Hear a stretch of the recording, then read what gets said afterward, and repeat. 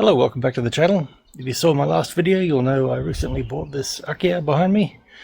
But as I mentioned in that video, I also bought a couple more on the same day, including the one just behind me.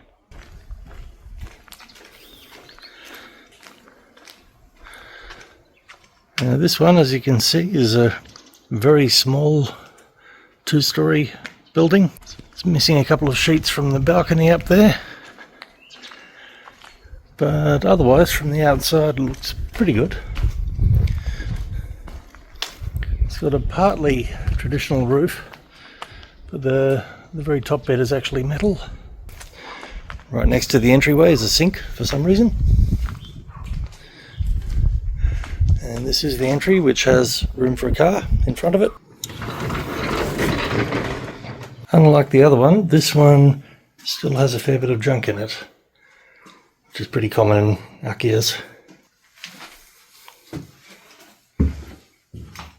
And here we've got a typical bathroom with a stainless ofuro tub, which is actually in pretty good condition.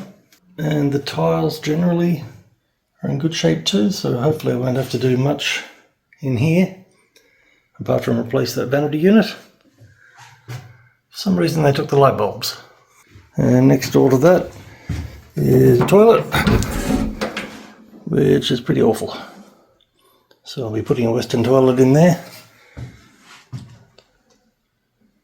The tiles on the walls are okay, so they'll probably stay. And that cute little sink. And on the left is a bedroom, which has dodgy carpet over the top of tatami. And judging by the Hello Kitty curtains, this was probably a girl's room. A poster might be a giveaway too. But why they've got two desks is a bit of a mystery.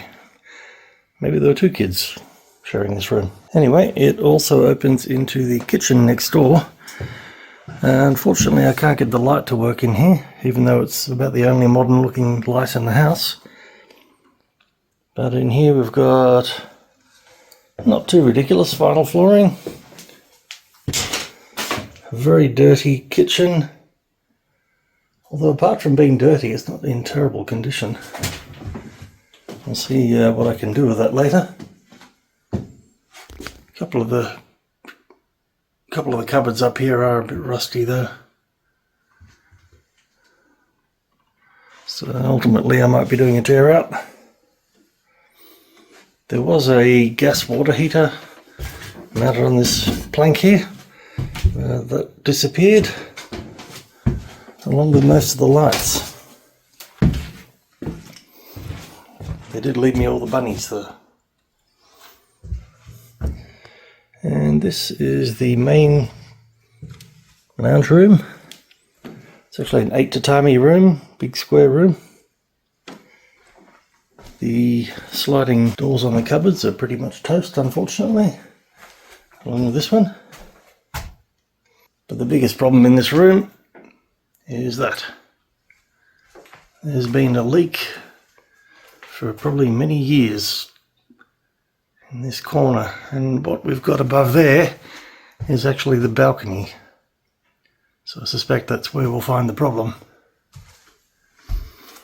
Yeah, the state of the wallpaper is pretty impressive. That's probably Minnie Mouse. Anyway, out here there's a little engawa, which also shows some sign of water damage on the roof there. Another big storage cupboard. So, once again, missing light, missing aircon. And another very steep staircase with no handrail.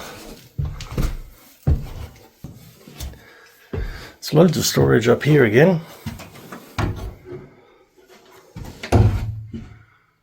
More than you need in a little house, really. And here is the second bedroom, which they left a bed in, probably because it was too hard to get down the stairs. And an old style wardrobe. And drawers. And in here, more storage.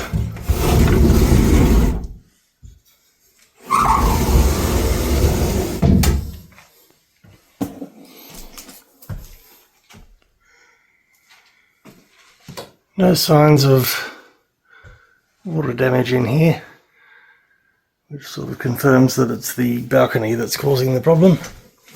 The carpet here is particularly nasty. The window to the bedroom for some reason.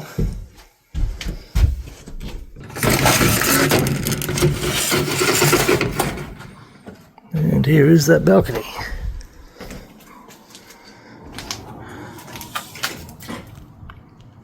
These are for putting a rod on top of and drying clothes, like this.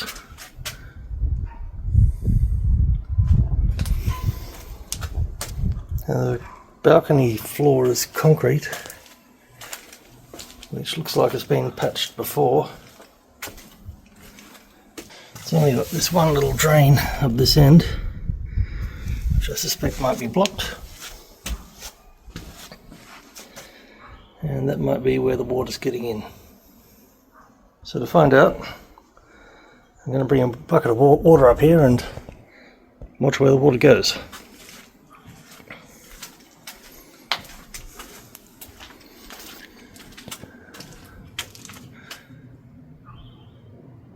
So the roof up here is okay. There's one cracked tile over there.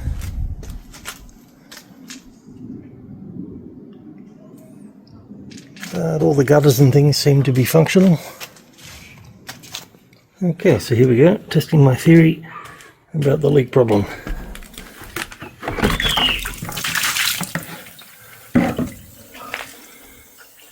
That drain is supposed to take away this water, but it doesn't. The water's just pooling here and finding its way down those cracks. Seems that it isn't actually blocked, it just isn't low enough to take away this water properly.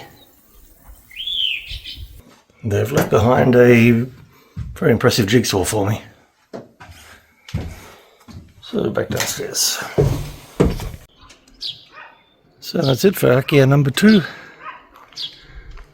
which came as a package deal with the one behind it, Akiya number 3.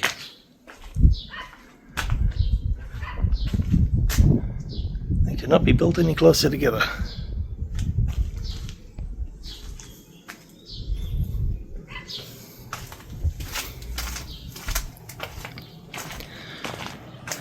Fairly useless little garden spot out here. This aircon does work though, so that's a plus. And you can walk right through to the front house. These shutters are actually jammed shut, so that'll be a job for me.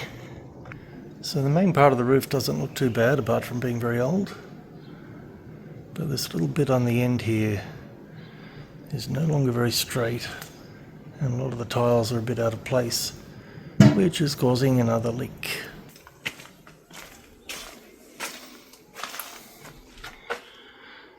And you can see there the water's been coming down. There's timbers up there, toast. Likewise the timbers here are not much good. So recladding will probably be in order.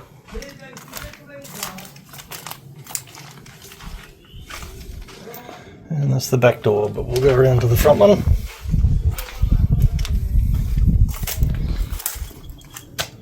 Both of these houses did have LPG gas connected, but the tanks are gone. They left me a hose.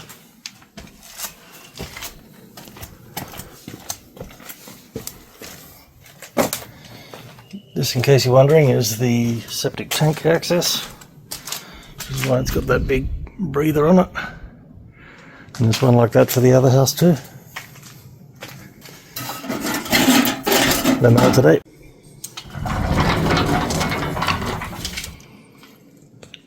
Concrete Genkan here, the museum piece fire extinguisher there. And we come into a 6 tatami room, which is air conditioned. Next to that is a 4.5 tatami room. Again, it's had furniture in it, which was hiding the mould on the walls. Another thing to look into. Interesting decorations on the sliding doors, which open into another 4.5 tatami room. Again, the light fittings have been taken. I don't know why. Doesn't look too bad on the ceiling in here. The tatami feel pretty squishy underfoot, so I'll have to have a look at the floor in there later. And this leads back into another 6 tatami room. So basically it's just 4 rooms all connected together, which is a pretty typical Japanese style. It's quite dark in here, so I put some lights up. Lots of storage and some fairly obvious water damage down here, which continues onto the tatami.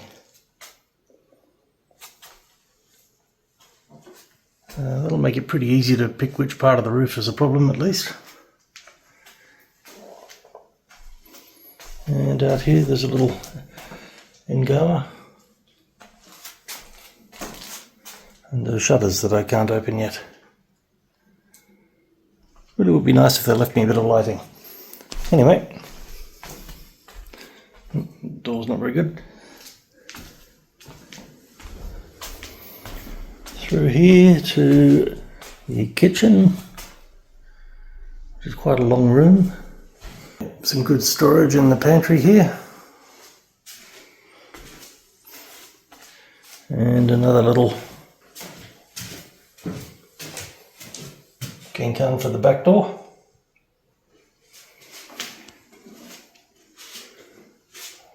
It's actually not too bad in here. The wallpaper seems to have been redone at some point. If it weren't so dark, you'd see exactly what I mean. So there's another little storage cupboard in here, quite big actually. And a tiny vanity leading to a traditional toilet. And a very low roof. Can't actually stand up in here. So interestingly, there's no bath in this house. I guess since they knew the family next door, they could use that one, or they could go down and use the public bath in town. Pretty straightforward little house.